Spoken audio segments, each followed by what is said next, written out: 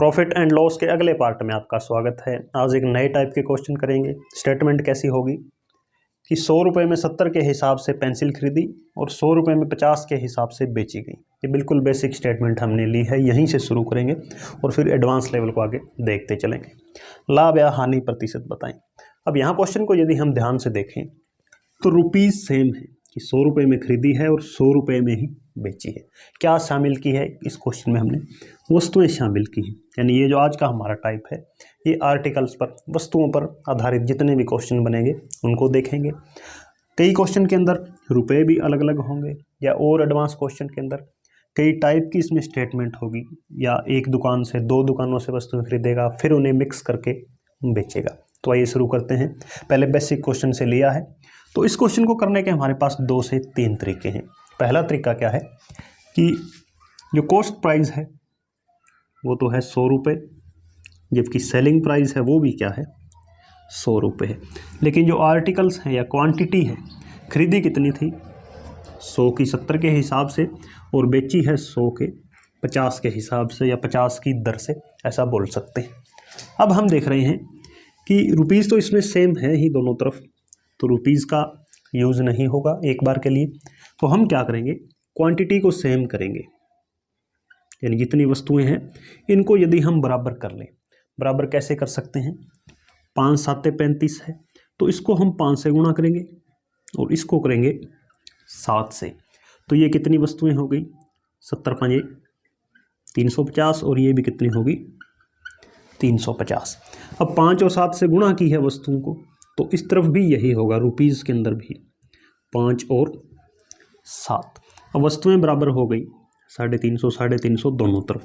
350 खरीदी थी, 350 ही बेच दी। लेकिन रुपयों में देख रहे हैं कॉस्ट प्राइस कितना हो गया, अब क्रय मूल्य हो गया 500 रुपये और विक्रय मूल्य कितना हो गया 100 गुणा 7 700 रुपये। तो 350 वस्तुएं यदि हम 500 रुपये में खरीदें और 700 में बेच दें तो 200 रुपये का हमें लाभ होगा। तो और प्रतिशत बनाने के लिए हम क्या करते हैं, कॉस्ट प्राइस पर चलते हैं। यानी बेस में हम लिखते हैं कॉस्ट प्राइस और 100 से कर देते हैं गुणा, 2 जीरो से 2 जीरो कैंसिल, 5 चौके 20, 40% प्रॉफिट। ये इस क्वेश्चन के लिए आंसर हो गया। अब एक तो ये तरीका है कि आप क्वांटिटी को सेम कीजिए, जितने भी आर्टिकल हैं उनको बराबर कर लीजिए। लेकिन कई बार क्या है कि क्वेश्चन के अंदर जैसे यहाँ और कोई रकम दी होती 79 और यहाँ कह देता 61 वस्तुएं बेची हैं, 79 खरीदी 61 बेची, तब इनको सेम करना मुश्किल है। मल्टीप्लाई के अंदर बहुत टाइम लग जाएगा, तो समय खर्चीला हो जाएगा। यदि सिंपल स्टेटमेंट है तो आप ऐसे कर सकते हैं, कोई दिक्कत नहीं। तो अब हम दूसरा तरीका देखते हैं कि कॉस्ट प्राइस था 100 रुपये और सेलिंग प्राइस भी 100 रुपये, वस्तुएं खरीदी थी, क्वांटिटी कितनी है 70 के हिसाब से खरीदी और 50 के हिसाब से बेचती हैं। तो अब हम क्या करेंगे, सीधा देखें कि क्वांटिटी के अंदर कितना चेंज आया है। रुपए यहाँ बराबर हैं तो रुपए का यूज़ नहीं करेंगे। डायरेक्ट क्वेश्चन को अब हम हल कर रहे हैं। वह अप्रोच क्या होगी कि हमें 100 रुपये की हम 70 वस्तुएं लेकर आए और उनमें से केवल 50 ही बेची, तब ही हमें 100 रुपये वापस मिल गए। यानी 50 वस्तुओं में ही हमने वो मूल्य हासिल कर लिया जो हमने खरीद के खर्च किया था। इसका मतलब 20 वस्तुओं का हमें सीधा लाभ हो गया है। 20 जो वस्तु है उसका लाभ हुआ है। अब इस 20 को हमें प्रतिशत में भी कन्वर्ट करना होगा। अब प्रतिशत के लिए हम क्या करते हैं, हमेशा कॉस्ट प्राइस को लेते हैं, लेकिन यहाँ उल्टा होगा। इस क्वेश्चन के अंदर या इस टाइप के क्वेश्चन के अंदर जब रुपीज़ बराबर हों तब हम क्वांटिटी के लिए सेलिंग प्राइस को यूज़ करेंगे, क्योंकि 50 बेचने पर ही तो हमें 20 का लाभ हो रहा है। तो 20/50 गुणा 100, 50 से कटेगा 2 पर, 20 दूना 40% प्रॉफिट। अब ये चीज़ आपको समझ में आनी आवश्यक है। यदि आप इस तरीके को नहीं समझ पाए तो इसी को हम थोड़ा और आगे एक्सप्लेन कर सकते हैं ताकि और अच्छे से आप समझो। वैसे ये तरीका अच्छा है, समय इससे काफ़ी बचता है, क्वेश्चन डायरेक्ट हो जाते हैं। एक बार पहले हम इसको ही देख लेते हैं दोबारा कि 100 रुपये की हमने 70 वस्तुएं खरीदी और 100 में बेच दी हमने 50, यानी 50 वस्तुओं पर ही हमें जो रुपए हमने खर्च किए थे उतने मिल गए, 20 हमारे पास एक्स्ट्रा बची रहेगी, वही हमारा लाभ है। उन 20 वस्तुओं को बाद में बेचेंगे जब हम, तो वो हमें प्रॉफिट ही देगी। अब 20 वस्तुओं को हमें प्रतिशत में बदलना है, तो प्रतिशत के लिए हम चलेंगे इस पर, सेलिंग प्राइस पर। तो या तो आप इसको नोट कर लीजिए, फॉर्मूला लिखिए, याद करिए, या एक तरीका और है, जैसे कि हम देखें कि CP 100 रुपीज़ और वस्तुएं खरीदी थी 70, सेलिंग प्राइस है 100 और वस्तुएं बेची हैं 50। ये जो 100 रुपये है ये क्या है, ये 70 आर्टिकल का कॉस्ट प्राइस है, यानी 70 आर्टिकल का कॉस्ट प्राइस कितना है, 100 रुपये है। ये 100 रुपये क्या है, सेलिंग प्राइस है। ये किसका है, ये 50 वस्तुओं का सेलिंग प्राइस है, और ये भी कितना है, 100 रुपये। तो इधर जब दोनों स्टेटमेंट बराबर हैं, यानी दोनों 100 और 100 बराबर हैं, तो लेफ्ट हैंड साइड भी बराबर हो जाएगी। तो हम कह सकते हैं 70 का CP बराबर है 50 के SP के। अब हम इनका रेशियो ले सकते हैं, CP अपॉन SP, यानी SP को इधर नीचे ले आए और CP ऊपर पड़ा है, इधर ऊपर पड़ा है 50, ये 70 यहाँ नीचे ले आएंगे, तो 0 से 0 कैंसिल, 5 और 7 ये आ गया क्रय मूल्य और विक्रय मूल्य का रेशियो। तो अब हम देख रहे हैं कितना ज़्यादा है, यानी 5 यदि कॉस्ट प्राइस है तो 2 का लाभ हो रहा है, 2 का लाभ। अब हम जब रुपयों में आ गए हैं कि SP और सेलिंग प्राइस रुपयों में जब हमारे पास आ गए हैं, तो हम क्या लेते हैं नीचे, कॉस्ट प्राइस, वो कितना है, 5 है, 100 से गुणा हो जाएगी परसेंटेज के लिए, 20 5 है 100, 40% प्रॉफिट। तो उत्तर तो 40% ही आना है, लेकिन आपको जो चीज़ समझनी है कि जब रुपए बराबर हों तब हम डायरेक्ट क्वांटिटी से ही प्रॉफिट या लॉस निकाल सकते हैं। प्रॉफिट और लॉस का पता कैसे चलेगा, ये तो चलो आप याद रख सकते हैं कि 70 और 50, 20 का लाभ या हानि होगी, नीचे हम सेलिंग प्राइस रख लेंगे।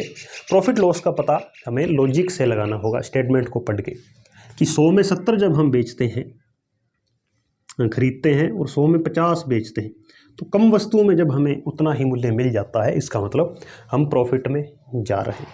तो ये तरीका था। इसमें अब हम थोड़े अच्छे लेवल के क्वेश्चन देखेंगे, तब आप इस लेवल को, इस तरीके को समझ जाएंगे। तो आइए क्वेश्चन शुरू करते हैं। तो पहला क्वेश्चन है हमारे पास, और ये क्वेश्चन आपने अनेक बार अनेक जगह देखा होगा कि कोई व्यक्ति 10 रुपये में 11 संतरे खरीद कर 11 में 10 संतरे बेचता है, लाभ या हानि प्रतिशत बताएं। तो इसको हम दोनों तरह से करने का प्रयास करेंगे, आइए देखते हैं। तो एक तरफ तो हम लिखते हैं रुपीज़ और इधर लिखते हैं क्वांटिटी। रुपीज़ में हो जाएगा हमारा सेलिंग प्राइस, कॉस्ट प्राइस और सेलिंग प्राइस। अब कॉस्ट प्राइस 10 रुपये में 11, 10 में 11 खरीदता है, तो ये तो हो गया कॉस्ट प्राइस, और 11 में 10 बेचता है, ये हो गया सेलिंग प्राइस। अब या तो हम रुपये बराबर करें या क्वांटिटी बराबर करें, दोनों ही तरह से हम कर सकते हैं।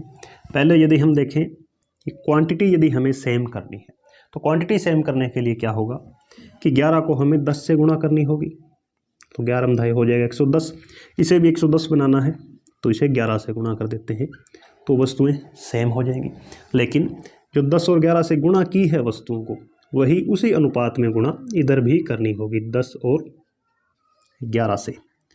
तो कॉस्ट प्राइस हो जाएगा 10 दाई 100, सेलिंग प्राइस हो जाएगा 11 11 121। वस्तुएं अब बराबर हो गई हैं, तो अब हमें कोई दिक्कत नहीं है कि 100 रुपये में हम 110 वस्तुएं खरीदते हैं और 121 रुपये लेकर 110 बेचते हैं। तो सीधा देख रहे हैं प्रॉफिट है कितने का, 21 रुपये का। और प्रतिशत बनाने के लिए हम चलते हैं कॉस्ट प्राइस पर, क्योंकि अब हम रुपयों पे आ गए हैं, वस्तुएं तो बराबर हो गई हैं। अब हम आंसर निकाल रहे हैं रुपीज़ के अंदर, तो नीचे रखेंगे कॉस्ट प्राइस, 100 से 100 कटेगा, तो 21% लाभ, ये इस क्वेश्चन का आंसर हो जाएगा। एक तरीका तो ये है क्वांटिटी हम सेम करें। क्वांटिटी सेम हम कर पाए क्योंकि जो रकम है वो छोटी छोटी हमें दी हुई थी, जो यहाँ 11 है और 10 है, तो कोई दिक्कत नहीं आई थी। अब इसी को यदि हम दूसरे तरीके से करते तो कैसे करते, तो रुपीज़ क्वांटिटी CP SP, 10 में खरीदे 11 और 11 में बेचे 10। अब हम क्या करेंगे, ये रुपीज़ बराबर कर लेते हैं। रुपए समान होते ही हम सीधा वस्तुओं पर प्रॉफिट या लॉस है जो निकाल दें। तो रुपीज़ बराबर कैसे होते हैं, यहाँ 10 है, यहाँ 11 है, तो 10 को हम गुणा कर देते हैं 11 से और 11 को कर देते हैं 110 से। तो कॉस्ट प्राइस कितना हो गया 110, सेलिंग प्राइस भी क्या हो गया 110, दोनों बराबर हो चुके हैं। लेकिन जो 11 और 10 से गुणा की है ये इस तरफ भी अप्लाई होगा, 11 गुणा 10। तो हमने 110 रुपये में 121 वस्तुएं खरीदी और 110 में हमने 100 वस्तुएं बेची। तो कम वस्तुएं बेचने पर भी हमें उतने ही रुपए मिल गए, सेलिंग प्राइस के बराबर हो गया। इसका मतलब हमने 21 वस्तुएं कम बेची हैं, यही हमारा प्रॉफिट होगा। परसेंटेज के लिए हम किस पर चलेंगे, सेलिंग प्राइस पर, या सेलिंग प्राइस की जो क्वांटिटी है कितनी है 100 ही वस्तुएं, तो 21/100 गुणा 100, तो 21% प्रॉफिट, ये इसका आंसर होगा, यही यहाँ निकला था। अब इसमें थोड़ी हमें आसानी रहती है, वो क्या रहती है इस तरीके में कि एक तो जैसे रकम कई बार यहाँ पर जैसे अभी हमने देखा कि कठिन आ जाती है, तब भी ये तरीका आसानी से हो जाता है। वो कैसे कि रुपीज़ और इधर हो जाती है हमारी क्वांटिटी, एक तरफ हम लिखते हैं कॉस्ट प्राइस और दूसरी तरफ हम लिखते हैं सेलिंग प्राइस। तो 10 11 11 10। अब हमें रुपीज़ बराबर करने हैं, तो रुपीज़ बराबर करने की हमें अब आवश्यकता नहीं है कि रुपीज़ जब भी हम बराबर करेंगे तो वास्तव में हम इनकी आपस में ही तो गुणा कर रहे होते हैं।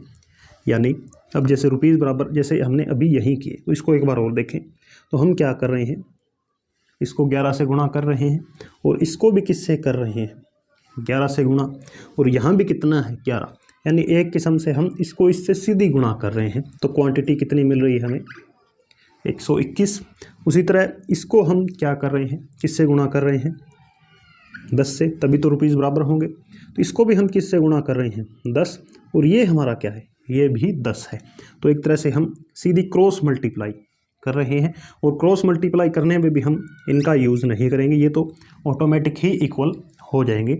हम क्या करेंगे, अब आगे जो क्वेश्चन करेंगे उनमें क्या करेंगे, सीधा रुपीज़ और क्वांटिटी लिखेंगे, क्रॉस मल्टीप्लाई होगी सीधी डायरेक्ट, और केवल इनका ही यूज़ करेंगे, क्योंकि ये चीज़ तो ऑटोमेटिक ही इक्वल हो जाती है। तो इस तरीके के अंदर हमारा समय बचता है, ये मेरा कहने का प्रयास है। तो अब हम इसके क्वेश्चन डायरेक्ट करेंगे, 1-2 क्वेश्चन, ताकि आप तरीका समझो, उसके बाद इसके एडवांस क्वेश्चन लेंगे। नेक्स्ट है, एक दुकानदार ने 16 रुपये में 9 वस्तु खरीदी तथा 20 में 11 वस्तु बेची, लाभ या हानि बताना है। यहाँ प्रतिशत भी लगा देते हैं, प्रतिशत ज्ञात करना है। तो एक तरफ लिखते हैं कॉस्ट प्राइस सेलिंग प्राइस, इधर हो जाएगी क्वांटिटी, 16 में 9 और बेची है 20 में 11। जल्दी से करने के लिए हम क्रॉस मल्टीप्लाई करेंगे वस्तुओं के लिए, 20 में 180 और 16 को करते हैं 11 से, 16 को 10 से करते हैं 160 और 11 176, यानी खरीदी थी हमने वस्तुएं 180 कॉस्ट प्राइस में, और उतने में ही हमने बेची है 176, यानी कम वस्तुएं बेचने पर भी हमें उतना ही मूल्य मिल गया, 4 वस्तुएं कम बेचनी पड़ी है, तो यही 4 वस्तुएं प्रॉफिट हो जाएगी। और इसी को अब हम परसेंटेज बना देते हैं। तो 4 से ये कट रहा है, 4 चौके 16 1, 4 चौके 16 1, फिर से 4 पे कटेगा 11 और 25, 25/11, तो 25 को 11 से भाग कर देते हैं, 11 दूने 22, 3 30, 11 दूने 22, 8 80, 11 37 77, तो 2.27% ये हो जाएगा हमारे लिए प्रॉफिट। तो क्वेश्चन आप समझ गए होंगे, तरीका भी आप समझ गए होंगे। यदि छोटी रकम है जैसे 9 16 20 11, छोटे छोटे यदि अंक हैं, तब तो सीधी डायरेक्ट आप कीजिए क्रॉस मल्टीप्लाई और केवल इन दो को ही लीजिए, यानी 180 और 176, ये अपने आप सेम हो जाता है, इसकी आप चिंता नहीं करनी है। उसके बाद यहाँ पर ध्यान रखना है कि पहला तो लॉजिक यही लगाना है कि प्रॉफिट हो रहा है या लॉस। तो देख रहे हैं कि कम वस्तुएं बेची, कम वस्तुएं बेचेंगे तो हमें लाभ होगा, ज़्यादा वस्तुएं बेचेंगे तो हानि होगी। और लाभ हो या हानि हो, जो प्रतिशत बनाएंगे तो नीचे ये रखेंगे कि कितनी हमने बेची हैं, ये ध्यान रखना है। अब कुछ एक और, जैसे हम इनमें जो डिजिट हैं वो बड़े लेते हैं और उनको देखते हैं कि क्या यही तरीका इजी रहता है या हम कुछ अलग कर सकते हैं। नेक्स्ट है, एक दुकानदार ने 34 रुपये में 8 की दर से वस्तु खरीदी और 57 में 12 की दर से बेची, लाभ या हानि प्रतिशत बताना है। तो रुपीज़, क्वांटिटी, कॉस्ट प्राइस और सेलिंग प्राइस। पहले हैं 34 रुपये और 8 की रेट से खरीद रहा है, बेच रहा है 57 में 12 की दर से।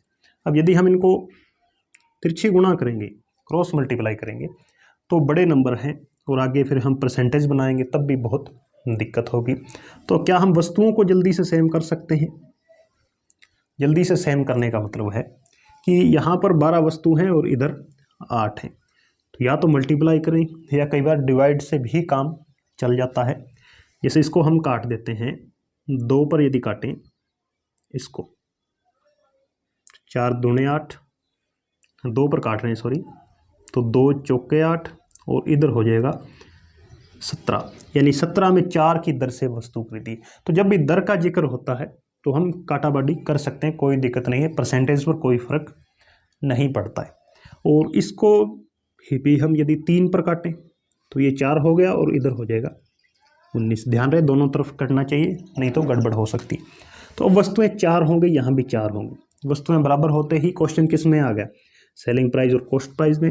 तो 17 रुपये वस्तु, 4 वस्तुएं खरीदी और 19 में 4 बेची, तो 2 का क्या हो गया? हमें प्रॉफिट हो गया। अब प्रॉफिट किस पर निकलेगा? सेलिंग प्राइस पर, कॉस्ट प्राइस पर। तो 2/17 गुणा 100, यानी 200 को हम 17 से अब सीधा भाग कर देंगे। तो 17 1 17, 3 30, 17 1 17, 13 130, 17 7 119, 11 110, 17 6 102, तो 11.76%। ये क्या हो जाएगा? प्रॉफिट। तो ये आप पे डिपेंड है कि आप क्या वस्तु बराबर करना चाहते हैं या रुपए बराबर करना चाहते हैं। रुपए बराबर करने हैं तो हम सीधा क्रॉस मल्टीप्लाई करेंगे और वस्तुओं में क्वेश्चन को ले आएंगे, और वस्तु में हमें पता है नीचे जितनी बेची हैं वो रखेंगे। और जब हमने वस्तुएं बराबर कर ली तो क्वेश्चन किस में आ जाता है? रुपीज़ में आ जाता है। तब नीचे हम क्या रखते हैं? जो बेस हमारा होता है, जो बेसिक नियम है प्रॉफिट लॉस का परसेंटेज निकालने के लिए, कि नीचे हमेशा सीपी होता है। तो ये आपने क्वेश्चन को पढ़ते ही समझ जाना है, यानी छोटे छोटे अंक हैं फिर तो सीधा क्रॉस मल्टीप्लाई में दिक्कत नहीं है। कई बार अंक जैसे कटते हैं, जैसे यहाँ कट रहे थे दोनों, तो हमने काटाबाड़ी करके वस्तुएं बराबर कर ली तो क्वेश्चन ईजी हो गया। अब इसी में एडवांस क्वेश्चन लेते हैं। नेक्स्ट क्वेश्चन है, अब थोड़े एडवांस लेवल के क्वेश्चन होंगे। तो पहला है इनमें कि एक आदमी कुछ चॉकलेट 1 रुपये में 30 की दर से तथा कुछ चॉकलेट 1 रुपये में 40 की दर से खरीदता है। यानी अब 2 तरह के हमारे पास कॉस्ट प्राइस हैं, फिर उन्हें मिलाकर यानी दोनों तरह की चॉकलेट को मिक्स करेगा और 1 रुपये में 48 की दर से बेचेगा। लाभ या हानि प्रतिशत बताना है। तो इसमें रुपीज़ हम लिखेंगे, इधर क्वांटिटी कि 1 रुपये में 30 की दर से और 1 रुपये में 40 की दर से, ये इतना कॉस्ट प्राइस है इसका इकट्ठा है। तो सीधा हम इनको नहीं जोड़ सकते हैं कि आप इनको जोड़ दो 2 रुपये में 70 चॉकलेट कर दो, नहीं, गलत हो जाएगा, क्योंकि वो क्वेश्चन में दर की बात कर रहा है कि ये इनका रेट है। 1 रुपये में 30 की रेट से उसने खरीदा है।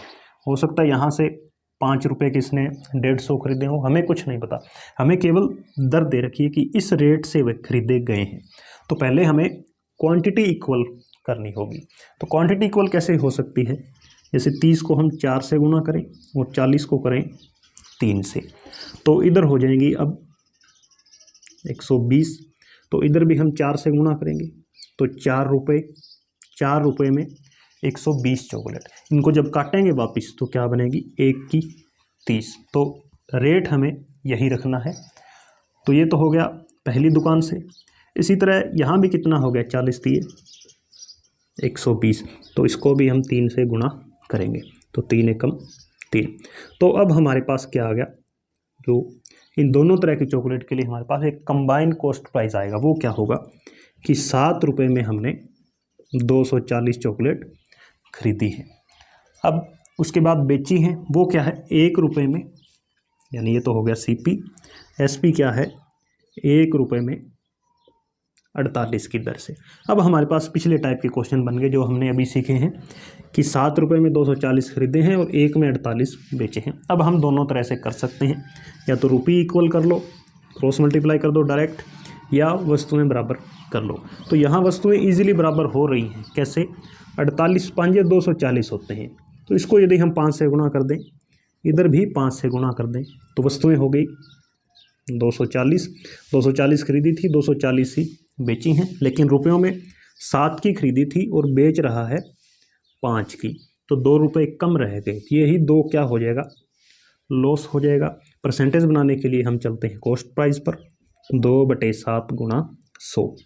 तो यदि आपको प्रतिशत याद है तो 2/7, यदि 1/7 की बात करें वो क्या होता है, 14.28%। ये 2/7 है तो उसका दुगना हो जाएगा, 28.56%। ये हो जाएगा लॉस। तो इस टाइप के क्वेश्चन आपने इसी तरह से हल करने हैं, यानी 2 तरह की आपको दे दे, 3 तरह की आपको दे दे, उन सभी को आपने कंबाइन करके एक कॉस्ट प्राइस बना लेना है और फिर सेलिंग प्राइस के साथ कंपेयर करना है। तो इसी में और आगे क्वेश्चंस देखते हैं। इसी टाइप में नेक्स्ट क्वेश्चन है, 140 रुपये में 15 की दर से फल खरीदे गए, उतने ही फल 120 में 10 की दर से खरीदे गए, सभी को 132 रुपये प्रति दर्जन बेचा गया, लाभ या हानि प्रतिशत बताएं। तो पिछले क्वेश्चन जैसा ही है, रुपीज़ और इधर हो जाएगी क्वांटिटी, पहले सेलिंग जो कॉस्ट प्राइस है वो लिखेंगे। तो एक प्रकार के तो हैं 140 में 15, उतने ही फल 120 में हैं 10 की दर से, यानी दर हमें दे रखी। तो पहला काम क्या करेंगे, क्वांटिटी को इक्वल करना होगा। कैसे हो सकती है, इसको यदि हम 2 से गुणा कर दें, 15 दूने 30, इसको 3 से कर दें तो 10 3 30, तो 2 और 3 की गुणा इधर भी होगी, 2 से और 3 से। तो सेलिंग प्राइस कितना हो जाएगा टोटल, 140 दूने 280 प्लस 120 दिए 360, तो 640 रुपये कॉस्ट प्राइस है। क्वांटिटी कितनी हो गई, 30 और 30 60। फिर बेचा है, बेचने के दौरान सेलिंग प्राइस क्या हो जाएगा, 132 रुपये प्रति दर्जन है, दर्जन का मतलब 12। तो अब क्वांटिटी हम सेम कर सकते हैं इजीली, क्योंकि 12 5 60 होते हैं, तो दोनों तरफ 5 से गुणा कर देते हैं। तो ये हो जाएगा 5 दूने 10, 13 5 65 और 1 66, वस्तुएं हो गई 60। तो 640 की हम 60 खरीदें और 660 में हम 60 बेच दें, तो 60 ही वस्तु 640 रुपये में खरीदी और 60 ही वस्तु हमने 660 में बेच दी, तो 20 रुपये का प्रॉफिट है। अब चूंकि वस्तुएं बराबर हैं तो परसेंटेज किस पर निकलेगा, कॉस्ट प्राइस पर। तो 640 मल्टीप्लाई 100, 0 से 0 कैंसिल हो गई और ये 32, 4 पर कटेंगे दोनों 8, 25/8, यानी 8 और 8 3 24। उसके बाद पॉइंट लगाएं, या आप सीधा फ्रैक्शन के अंदर भी आंसर निकाल सकते हैं। तो 3 सही 1/8, ये फ्रैक्शन हो जाएगी, इतने प्रतिशत प्रॉफिट हुआ है। तो इस तरह से हम देख रहे हैं कि टफ क्वेश्चंस को भी हम इजीली सोल्व कर पा रहे हैं इन तरीक़ों से। और अब कई बार क्वेश्चन के अंदर प्रॉफिट एंड लॉस देकर वस्तुएं पूछ लेता है कि कितनी क्वांटिटी में खरीदी थी, तो उस टाइप का क्वेश्चन भी देख लेते हैं। नेक्स्ट क्वेश्चन, अब की बार वस्तुओं की संख्या वाला क्वेश्चन है। तो क्वेश्चन क्या है, 1 रुपये में 5 व 1 रुपये में 4 की दर से समान वस्तुएं खरीदी गई हैं, मिलाकर 2 रुपये में 8 की दर से बेच दी हैं। तो पहले हम कंबाइन कॉस्ट प्राइस निकालना होगा, यानी 1 में 5 1 में 4, इस रेट से वस्तुएं खरीदी गई हैं। तो पहले वस्तु बराबर करें, यानी 4, इसको गुणा करना होगा 5 से, बाकी 4 5 20 और 5 चौके 20, 20 और 20 कुल कितनी वस्तुएं हो गई, 40। रुपीज़ में क्या फ़र्क पड़ेगा, जब यहाँ 4 से गुणा की है तो यहाँ भी 4 से, यहाँ 5 से की है तो यहाँ 5 से, तो 4 एकम 4 5 एकम 5, यानी 9 रुपये में 40 वस्तुएं इस दर से वस्तुएं खरीदी गई हैं। और जब बेचने की बारी आई तब 2 रुपये में 8 की दर से बेची। तो अब हमारा क्वेश्चन इजी हो गया है। अब हम क्या करेंगे, वस्तुओं को इक्वल कर लेते हैं। तो 8 5 40, वस्तुएं कितनी होगी 40। यहाँ 5 से गुणा की है तो इधर भी 5 से। तो सेलिंग प्राइस, कॉस्ट प्राइस था 9, सेलिंग प्राइस कितना हो गया 10। वस्तुएं 40 खरीदी और उतनी ही बेची हैं, तो 1 रुपया क्या हो रहा है, 1 यूनिट क्या हो रहा है, प्रॉफिट हो रहा है। 1 यूनिट का प्रॉफिट हो रहा है, लेकिन क्वेश्चन में क्या कर रहा है, 1.5 रुपये का लाभ है। यानी ये 1 इस 1.5 के बराबर है। तो 1 यूनिट लाभ कब होता है, जब वस्तुएं कितनी हैं 40, और 1.5 रुपये प्रॉफिट कब होगा, जब वस्तुएं भी क्या हो जाएंगी 40 की 1.5 गुनी हो जाएंगी। वो कितनी होती है 60। तो कुल 60 वस्तुएं उसने खरीदी थी और 60 ही बेच दी। तो वस्तुओं के क्वेश्चन आपने इस तरह से टैकल करने हैं। तरीका सभी क्वेश्चन को हल करने का यही रहेगा, जहाँ पर कि 2 से 3 तरह की खरीदारी की जाती है, फिर किसी अन्य दर पर बेचा जाता है। तो ये था आज का सेशन। Thank you.